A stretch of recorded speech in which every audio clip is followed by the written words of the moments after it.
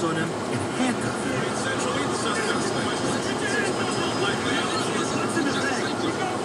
The trauma leads him to see inanimate objects as animated living things, encouraging him to be, well, woke.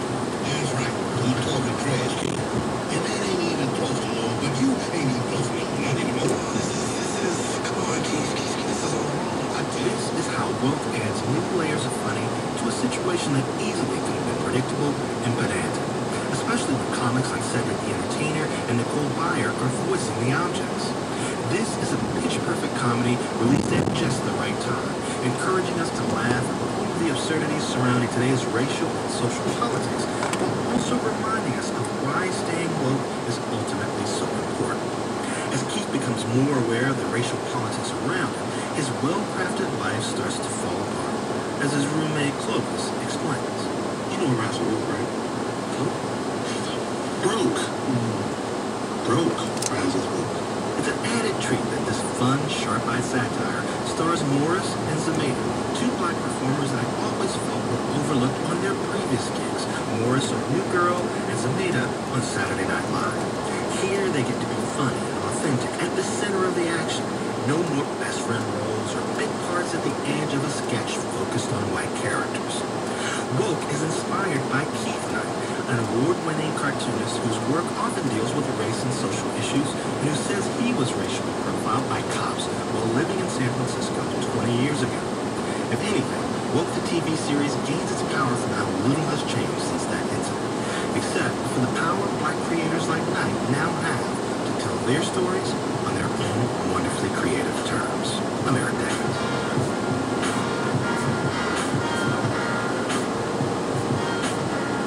It's Morning Edition from NPR News. I'm Noel King. And I'm Steve Inskeep. And at 9 o'clock during First Coast Connect with Melissa Ross. It's Wednesday, so we'll have some positive news for you for your midweek in our What's Good Men's News.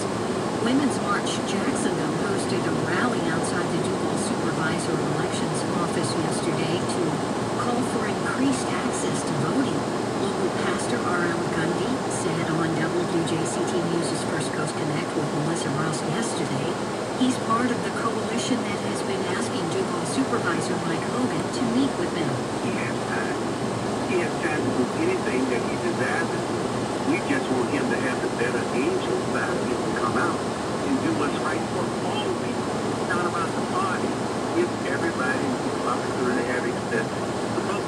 The groups would like Duval to send out vote-by-mail applications to all voters, move voting sites back to the University of North Florida and Edward Waters College, and to use signature matching software rather than rely on human eyes alone. In a written statement, the Duval Elections Office said it sent out info on mail-in voting to all registered county voters before the August primary. Storm season is here, and JEA is doing everything possible to prepare. And you can too, by updating your contact information and signing up for alerts. You can stay up to date on our restoration efforts. Update your contact info today at JEA.com. ServPro of Jacksonville South and Arlington-Jacksonville East remind you that water damage happens fast. It's important to assemble a disaster supply kit. ServPro of Jacksonville South and Arlington-Jacksonville East at ServProJacksonvilleSouth.com. Like it never even happened.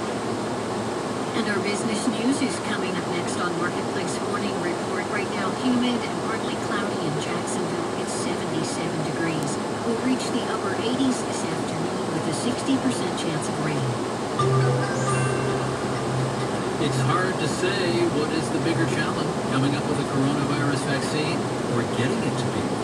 Marketplace Morning Report is supported by Progressive Insurance, committed to offering a streamlined shopping experience where home and auto can be bundled together.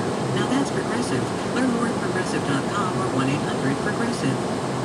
I'm David Brancaccio. First, J.P. Morgan Chase is investigating whether some of its employees and customers misused or gamed the federal pandemic loans in the spring.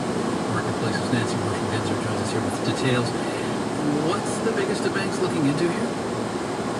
Well, JP Morgan Chase sent a memo to employees. It says the company is looking into the role some of its workers may have played in the misuse of Paycheck Protection Program or PPP loans, also unemployment benefits and other money from government programs. The bank says that behavior doesn't live up to its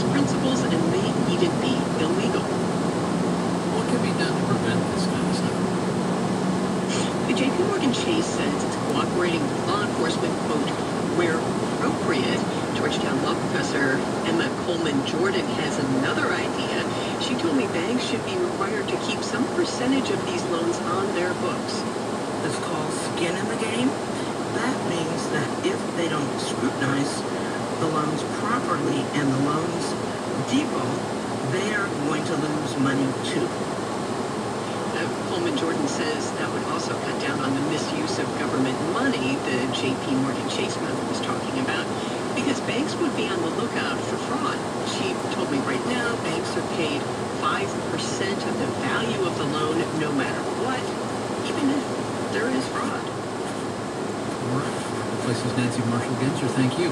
There's also word from the IRS that as many as 9 million people still need to claim their $1,200 stimulus checks.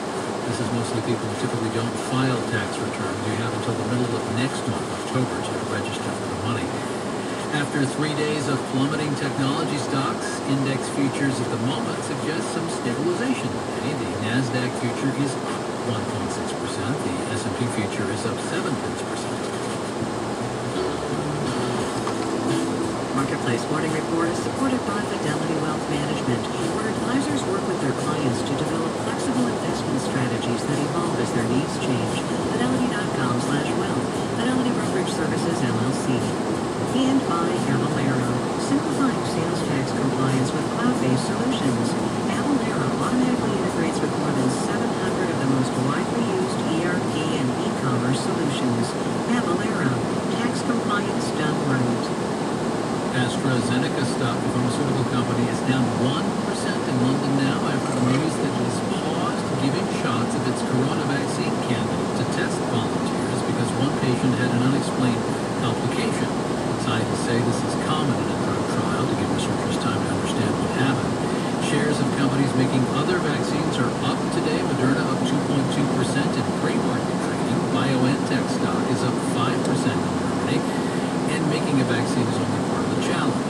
Also hard getting it out. Some say the biggest logistical undertaking in human history.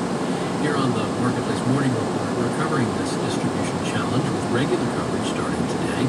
I spoke to Nancy Cass, a professor of bioethics and public health at Johns Hopkins and deputy director for public health in the Berman Institute of Bioethics there.